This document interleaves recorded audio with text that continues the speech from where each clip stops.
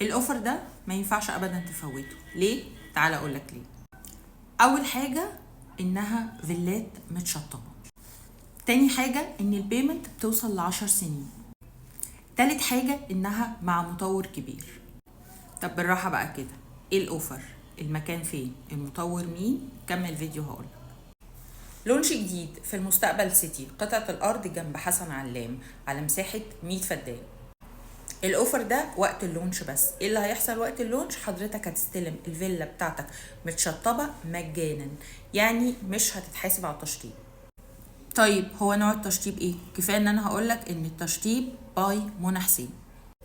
بالنسبة للأسعار، التاون هاوس بيبدأ من 16 مليون ونص.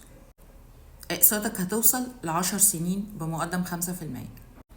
هنا بقى نوصل للمهم، مين الشركة؟ مين المطور اللي عامل الأوفر ده؟ شركة تطوير مصر. طيب بالنسبة للناس اللي ما تعرفش تطوير مصر، مع اني اشك في الحتة دي لان هي براند نيم معروف جدا، هقول لكم دلوقتي لستة مشاريع تطوير مصر.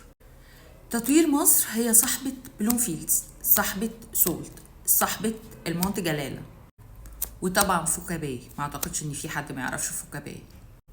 الاوفر اللي معمول للتشطيب للناس اللي هتدخل بس اللونش. حاليا احنا بدأنا نجمع AOI. اللونش هيكون او التسكين هيكون 10/2.